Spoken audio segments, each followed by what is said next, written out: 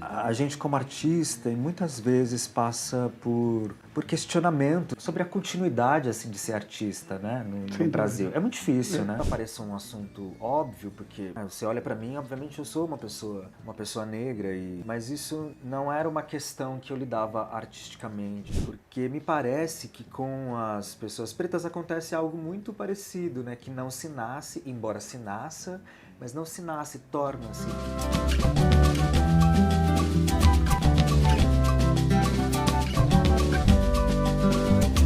Olá, eu sou Zé Guilherme e você está aqui comigo no canal Entre Meios, um canal de entrevistas no YouTube com novidades toda quarta-feira.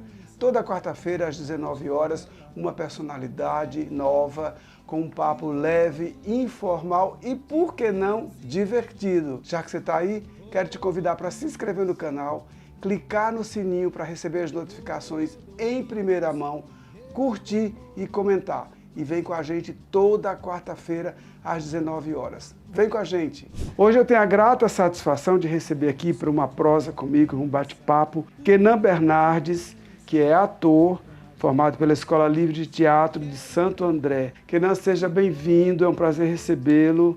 Fique à vontade, a sala é sua. Claro. Mas se perguntarem de você, sábado, sumindo do escritório antes da reunião, vai pegar mal.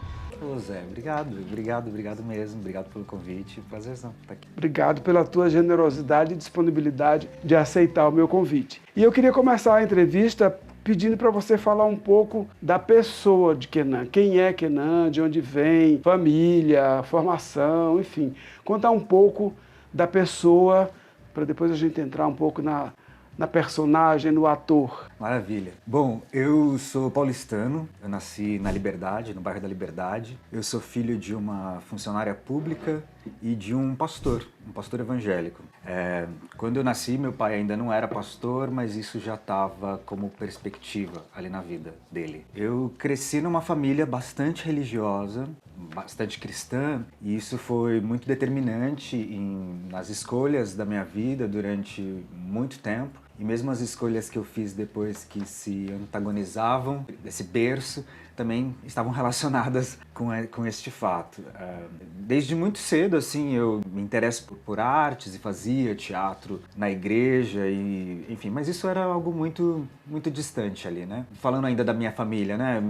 Do lado da minha mãe, eu sou neto de um coveiro, que também, segundo os relatos da família, assim, era muito trambiqueiro. Tem muitas histórias de trambique, assim, do meu avô. Acho que uma estratégia de sobrevivência, mas também um jeito malandro de viver. E de uma mulher que criou 6 filhos, entre eles a minha mãe. Do outro lado, eu sou neto de um agricultor e de uma dona de casa. Esse é um pouco, assim, do meu referencial da família, de onde eu venho, né? São quantos irmãos? São quantas... Eu sou filho único, você eu é sou filho filho único. único de pai e mãe. Depois que os meus pais eles se separaram, meu pai, um tempo depois, constituiu uma nova família. E por parte de pai eu tenho 6 irmãos, mas com os quais eu convivi muito pouco. A gente se encontrou poucas vezes na vida, né? Eles moram em outro estado, que não é tão longe, Minas Gerais, mas as contingências da vida também não fizeram com que a gente tivesse uma aproximação tão grande ao longo da vida.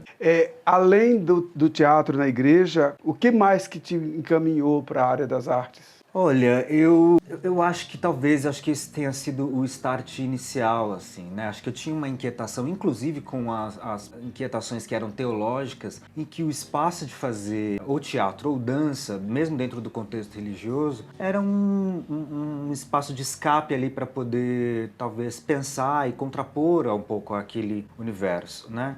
Mesmo quando a gente é ali dentro daquele contexto, o teatro, as artes, elas são muito proselitistas, né? Ela tem o intuito de evangelizar, de levar aquela palavra ali, aquela mensagem adiante com o intuito de fazer com que pessoas se convertam ali. Mas mesmo assim, né, em sendo teatro, era uma possibilidade de experimentar outras maneiras de existir. Às vezes você fazia interpretava ali alguém que não era necessariamente cristão, né? Então, era bem estereotipado como são normalmente essas experiências, mas você faz ali, eu vou fazer a prostituta, vou fazer o alcoólatra, vou fazer... Mas são outras possibilidades, você vai pensar ali por que que aquela figura tem aquele determinado tipo de vida. Isso me colocava para pensar de alguma forma.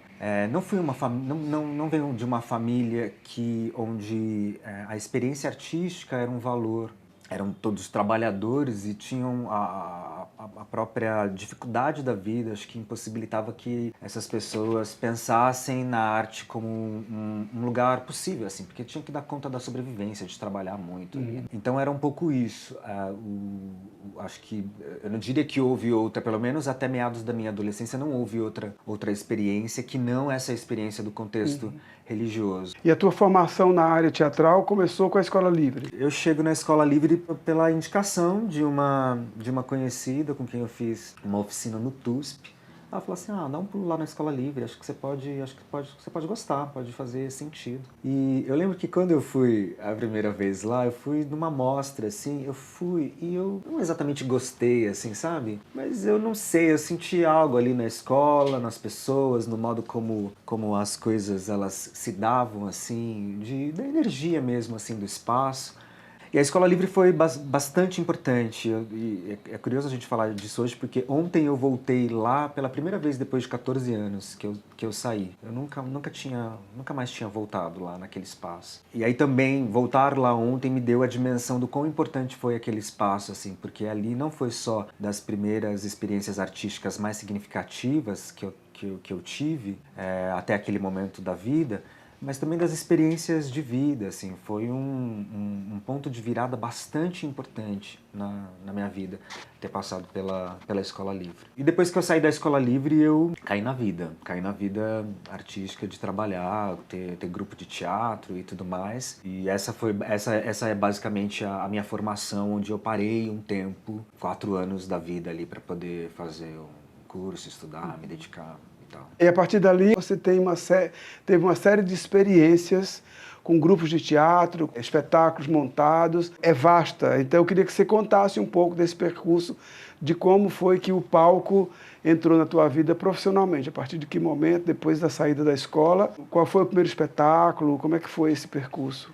O primeiro espetáculo profissional, ele acontece, eu ainda estava na Escola Livre de Teatro. No final do primeiro ano, a gente se reúne e começa a estudar ali possibilidades. A gente achou que o primeiro projeto, ele ia levar uns 4 meses, assim, pra gente poder levantar o trabalho. Ele levou 1 ano. Era um espetáculo, um infanto-juvenil, escrito pelo Antônio Rogério Toscano, que é um professor hoje na EAD e na PUC, mas na época ele estava lá na Escola Livre. E a gente levou 1 ano, assim, entre experienciar, experimentar, chamar pessoas para dar treinamento, entender como é que funciona um grupo, entender como é que se produz um projeto e tornar possível. A gente fazia tudo, a gente produzia, durante muito tempo a gente ensaiou sozinho até a chegada da diretora, Ana Roxo. E, bom, a gente era a Companhia Levante. Essa companhia a gente foi até bem depois, assim, que a escola terminou. E com essa companhia a gente fez 4 espetáculos. Eu fiz 4 espetáculos com essa companhia. Depois a companhia continuou por mais um tempo ainda. E foi ótimo, porque você sabe que quando a gente estava fazendo o espetáculo de formatura ainda, a gente conciliava a formação e a construção de uma companhia. Quando o último dia do espetáculo de formatura, a gente entrou em cartaz com um segundo espetáculo nosso. A gente estava fazendo uma circulação pelo interior do processo com o espetáculo O Pássaro Azul. Bom, a gente era jovenzinho, assim, a gente estava cheio de crenças de que era possível, de fato, por mais dificuldade que tivesse, era super possível ser artista no Brasil. Logo depois eu tive uma outra experiência, os desejos, né, no trabalho de grupo, é difícil você fazer com que todos os desejos ali, eles caminhem para o mesmo lugar. E eu acho que depois de um tempo, os meus desejos em relação ao que fazer artisticamente começou a se inclinar para uma outra via. E aí eu recebi o convite para trabalhar numa companhia que hoje já não existe mais também, que é o Clube Noir. E eu fiquei no Clube Noir durante bastante tempo também, trabalhando, enfim, foram vários espetáculos ali. Foi um espaço bastante importante na minha formação e no meu processo como como artista. É um espaço hoje que eu sei que tem bastante controvérsia por conta dos episódios que aconteceram recentemente no país, mas naquele momento, em meados de 2010, era um espaço bastante borbulhante, assim, bastante criativo, com muitos jovens artistas desejosos de fazer algo singular, assim, na cidade de São Paulo. Fiquei lá por alguns anos e aí houve um momento ali em que aquele espaço também deixou de fazer um pouco de sentido. Eu acho que a gente como artista muitas vezes passa por questionamentos sobre a continuidade assim de ser artista, né, no Brasil. É muito difícil, né? É muito difícil, muitas vezes é muito árido. Quando eu estava ali na virada para os 30 anos, assim, entre outras crises da vida, eu achei que seria bom fazer uma pausa para entender melhor se continuar como artista era algo viável mesmo na vida, possível. Tinha também uma série de questões relacionadas ao passado religioso, assim, que por alguma razão que eu não sei explicar mesmo assim, isso começou a entrar em conflito, mesmo eu já estando fora há muito tempo.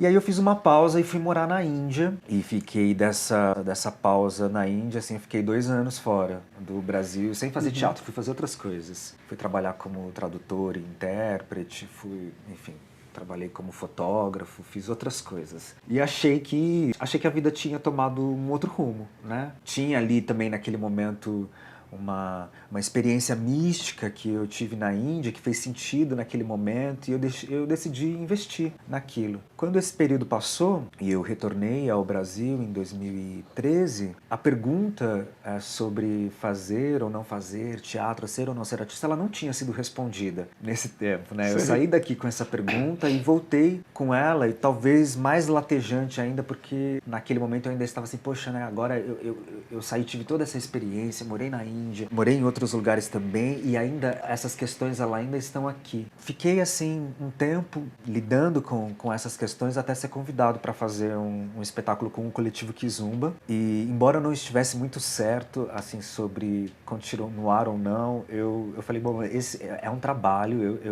eu sei que eu sei fazer esse trabalho, e eram amigos também muito queridos, era um ambiente confortável, que as minhas crises ali poderiam ser acolhidas, e aí eu fui fazer um espetáculo chamado Kizumba, que contava a história de Zumbi do Palmares e o mestre Pastinha, que foi um mestre que criou uma metodologia de ensino da capoeira. O tambor, o tambor, o tambor, o tambor tá me chamando, tá? O tambor tá me chamando, oi, tá? E foi no processo de fazer este espetáculo e outros espetáculos com esse coletivo que a minha relação com o fazer artístico ela foi se apaziguando e ela foi ganhando contornos que eu não achava que seriam possíveis até ali.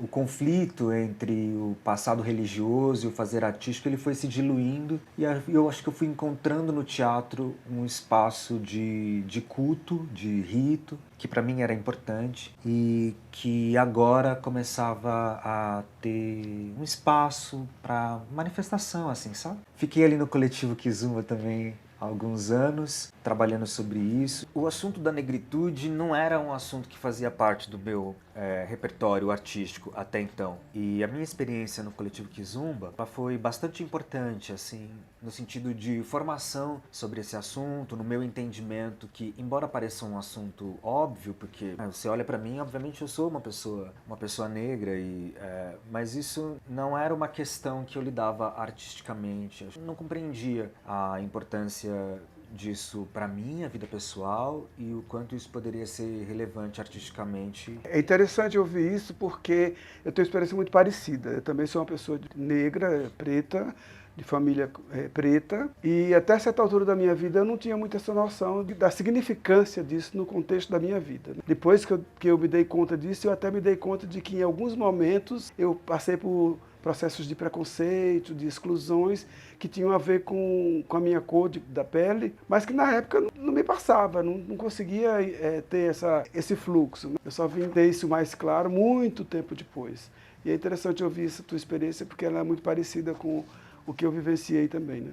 Acho que essa experiência ela é muito parecida no contexto do Brasil, né, que a gente vive.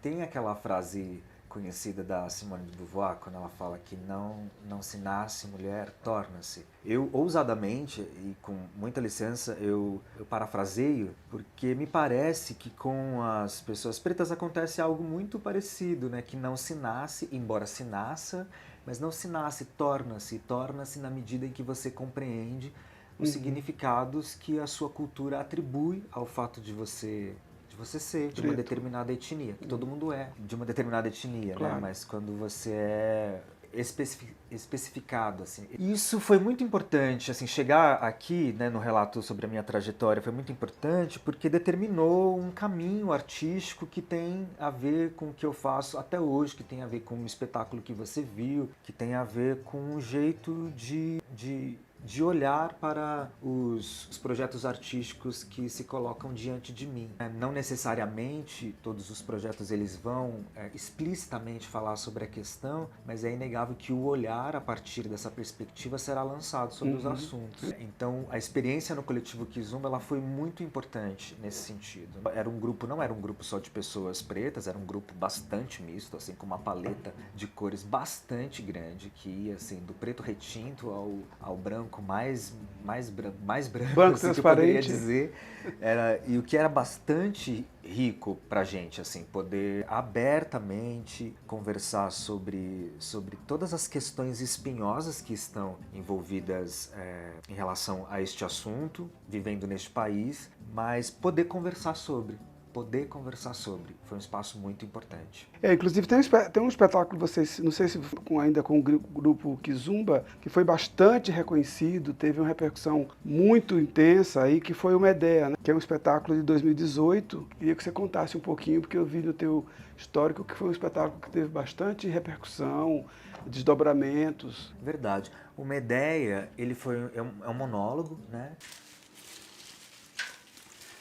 Tristeza raspa corpo, como lâmina raspa corpo. Eu começo a pensar no Medea, eu ainda estou ligado ao Coletivo Kizomba em meados de 2015, 2016, mas eu também ali em algum momento entendo que o grupo estava indo para um caminho e eu estava indo para outro e determinados desejos meus não tinham condições naquele momento de serem acolhidos ali. Então eu peço uma pausa no trabalho com o grupo para poder desenvolver 2 projetos que eu tinha em mente.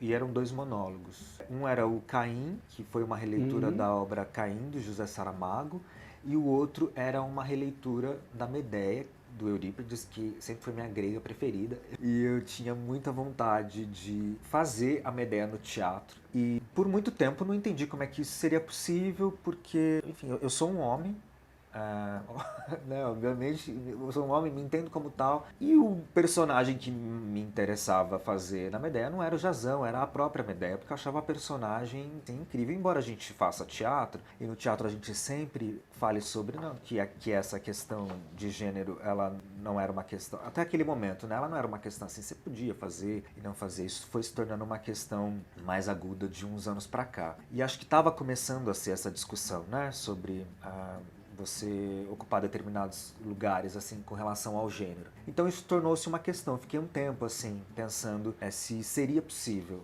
né? E eu fiquei um tempo e fiquei estudando, fui ler as Medeias todas, as releituras na dramaturgia que foram feitas de Medea, fui assistir os filmes, os espetáculos que foram feitos no Brasil e que tinham vídeo disponível, ou feitos fora daqui. Fui ver na tentativa de entender que se haveria um lugar para mim nessa narrativa, né? Se haveria uma embocadura que coubesse no meu corpo. Acho que essa era a busca. E quando foi assistindo o filme A Medea do Pasolini, que eu não sei, tive um insight ali e comecei a achar que talvez houvesse a possibilidade de eu fazer a Medea se fosse como ela acabou sendo, uma Medea negra que viesse a falar das questões que a gente estava falando ali no Medea Minagege, que era pensar o que aconteceu ali no final do século XVIII, nas Minas Gerais, com as mulheres e crianças que foram escravizadas no processo de extração do ouro ali nas Minas Gerais. Junto com isso também estava todo o meu processo de amadurecimento ainda sobre a questão do meu entendimento, né, como uma pessoa preta e o que é que isso significava e que em sendo, quais eram as questões que eu gostaria de trazer, de compartilhar com o público, com outras pessoas. Tinha o meu desejo de fazer um monólogo, de me experimentar como artista nesse lugar, de começar a desenvolver um trabalho mais autoral, uma pesquisa mais autoral, que já vinha acontecendo nos grupos todos dos quais eu fiz parte, uma pesquisa com a palavra, com o enunciado da palavra, como dizer a palavra. E foi num encontro com a Juliana Monteiro, que dirigiu o espetáculo, com o Rudinei Borges e todas as outras pessoas, que esses desejos eles foram encontrando um espaço para que o espetáculo ele acontecesse. Foi um espetáculo muito bem sucedido e eu falo dessa perspectiva muito mais pelo que aconteceu dentro assim do que como ele aconteceu fora, embora a gente tenha tido uma repercussão significativa, importante da peça, mas foi um processo muito bonito assim para nós artistas também, de encontro com as temáticas que estavam sendo suscitadas ali, mas também de pensar como é que a trajetória das figuras da peça estavam se relacionando com a trajetória dos próprios artistas, dos desejos da gente experimentar coisas, de criar novas possibilidades de existir mesmo como artista.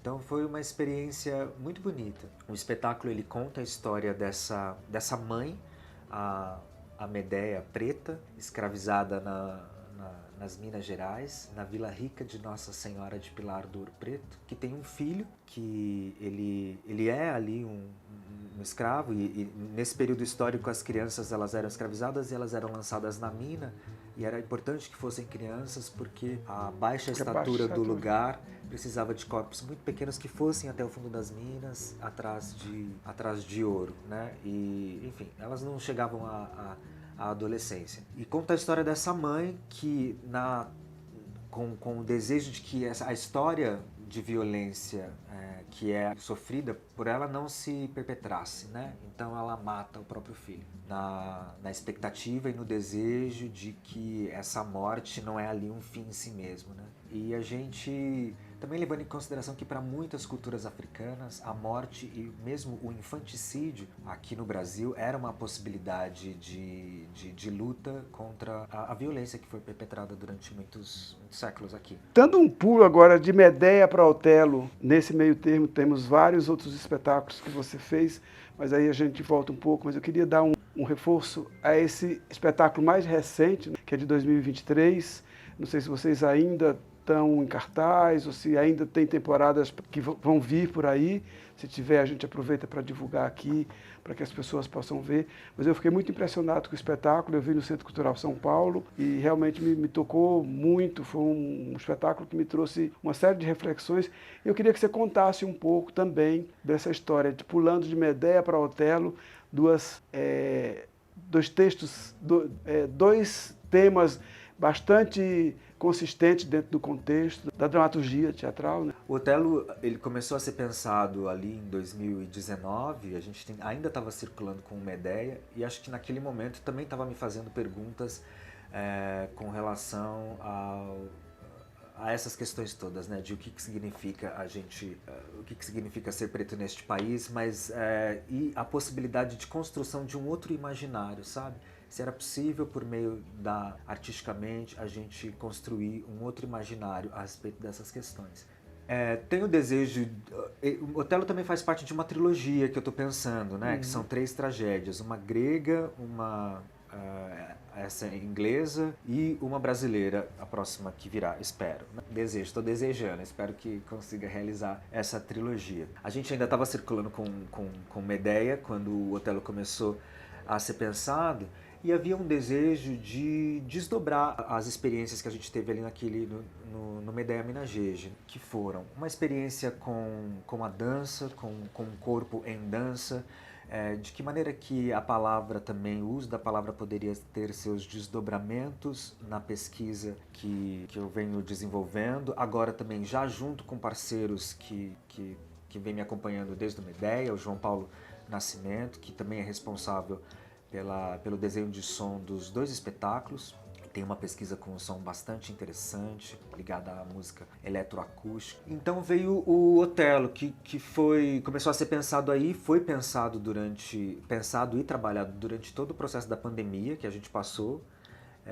E o que foi incrível, assim, me salvou ali também durante a pandemia. As entrevistas, a gente fez uma série de entrevistas com homens pretos entre 30 e 70 anos, ouvindo histórias muito parecidas como essa que você compartilhou aqui e outras tantas. E essas histórias, junto com a obra do Shakespeare, a obra do Shakespeare se relacionando com o Anjo Negro, do Nelson Rodrigues, elas começaram a servir de caldo para se pensar e se desenhar do que viria a ser o Otelo, o Outro. Um espetáculo onde a gente conversa sobre este lugar de alteridade em que determinados grupos são colocados, né? Otelo é entendido não como um que é parte, mas o outro, o estrangeiro. No caso do Otelo, não só um estrangeiro por uma questão geográfica, porque ele é, de fato, na trama original, alguém que vem de uma outra cultura, uma outra geografia, mas mesmo integrado à sociedade de corte ali do século XV, XVI, ele continuava sempre sendo um estrangeiro. E aí a gente comecei a pensar que paralelos isso poderia ter com a nossa experiência de estrangeiridade aqui no Brasil, né? De o quanto, mesmo sendo parte desta cultura, parte desta nação e tudo, essa sensação de não pertencimento, de deslocamento, de estrangeiro, ela é muito comum. Nessas entrevistas que eu fiz, isso ficou bastante materializado, né? O que me fez compreender e começar a pensar que, bom, isso não era uma experiência, não era apenas o meu drama pessoal, de como eu me sinto no mundo, mas em que, em isso se repetindo, em um número bastante significativo, em outras experiências de pessoas de diversos lugares do país, talvez isso quisesse dizer que tem um sintoma social de uma experiência aí. Né? Não é só o drama da trajetória de alguém, de uma pessoa específica, mas de que isso tem algo aí sobre a nossa, dizia algo sobre a nossa sociedade. O Otelo vai conversar um pouco sobre isso, sobre esse não lugar que determinados grupos ocupam, né? Sobretudo se você não é exatamente branco, exatamente preto, se você está ali num lugar em que você tem uma certa passabilidade, assim, você fica um pouco sem lugar, né? Sem saber dizer e tal. Você pode ser escuro demais para ser branco ou de menos para ser preto. Isso pode criar uma série de experiências não exatamente acolhedoras para essa pessoa. O Otelo vai falar um pouco sobre isso, de como essa experiência ali do Otelo do Shakespeare se relaciona com a nossa experiência de hoje. E tudo isso também com um olhar, que eu acho que eu esqueci de dizer, e é muito importante, com os óculos do Frantz Fanon, né? Que é um psiquiatra martinicano que vai olhar para essa experiência de como é que essa experiência toda que eu narrei aqui, o que ela vai provocar como uma resposta psíquica mesmo, né? Que tipo de experiência psíquica o racismo pode provocar, né? Que tipo de transtornos mentais isso pode provocar numa pessoa. Então é nesse lugar de como uma experiência social ela pode ser adoecedora que a gente queria um pouco investigar quando a gente começou a fazer o Otelo. É um espetáculo belíssimo, eu posso dizer isso com tranquilidade porque assisti. O Otelo tem perspectiva de voltar, entrar em cartaz, de ter alguma temporada por aí? Ele tem desejo, tem muito desejo, mas não tem nada... neste momento não tem nada concreto. A gente está fazendo uma circulação pelo interior, indo pelos Sescs do interior, então quem tiver interesse pode olhar nas redes sociais do espetáculo, do Sesc, mas do próprio espetáculo que é no Instagram, Otelo o Outro, ou da nossa companhia de teatro, que é o oca.teatro, com Oca com K, que a gente vai colocando ali. Obviamente que a gente está trabalhando bastante arduamente para que o espetáculo volte em cartaz em algum momento neste ano, aqui em São Paulo, mas neste momento não tenho algo para te dizer. Tomara que volte, porque tomara. vale a pena as pessoas poderem assistir. Eu vi e veria novamente. Mas eu queria que você contasse um pouco da ficha técnica, das pessoas que estão envolvidas com o Otelo. Obrigado por fazer essa pergunta. Bom, o espetáculo ele é dirigido pelo Miguel Rocha. O Miguel, que ele também, se alguém não conhece, ele também é diretor da Companhia de Teatro Heliópolis, alguém que eu venho acompanhando há um tempo e, enfim, fico muito contente de que seja ele a pessoa que tenha dirigido o espetáculo. No elenco estamos eu, o ator Carlos Denigro e o Jefferson Matias. Na dramaturgia estamos Israel Neto, Joaci Pereira Furtado e eu também. E aí a luz é assinada pelo Wagner Pinto, figurino de Silvana Marcondes, o cenário do Julinho Doccia. A Érica Moura fez tanto a preparação corporal quanto a direção de movimento do espetáculo. O João Paulo Nascimento, que eu já falei também, que faz o desenho de som. A Verbena que possibilitou esse encontro aqui com vocês, ela fez toda a assessoria de imprensa do espetáculo. A gente tem a Ina, que é uma cantora incrível, que também está no espetáculo, nos offs do espetáculo. A gente teve a orientação idiomática de um ganês chamado Harim Kabu, que fez essa orientação lá de Gana, assim, ele fez essa orientação idiomática por umas determinadas pronúncias que a gente queria que fossem bastante próximas do espetáculo. André Rodrigues na operação de luz, a Thalita Sena no registros para as redes sociais, na cenotecnia a Ellen Lucinda, na produção executiva, muito importante, eu ia esquecendo, a produção executiva e a contabilidade toda do projeto feita pela Jussara Mendes. Acho que somos essas pessoas. Eu espero de coração não ter esquecido ninguém. E eu espero de coração que o espetáculo volte em cartaz. Recomendo, acho que quem gosta de teatro, quem gosta de um bom espetáculo, um espetáculo instigante que faz a gente sair pensando no sentido de algumas questões na vida, não podem deixar de ver Otelo. Kenan, foi um prazer enorme te receber aqui e agradecer pela tua generosidade, pela tua gentileza de topar vir aqui bater esse bate-papo, fazer esse papo, fazer essa prosa gostosa. Só agradecer e torcer que o espetáculo volte em cartaz e tenha muito sucesso como teve na temporada anterior. José, obrigado. Eu agradeço você também pelo convite, pelo papo, pela escuta. Obrigado também pela sua equipe. Obrigado. Obrigado a você. E essa foi mais uma entrevista do canal Entre Meios.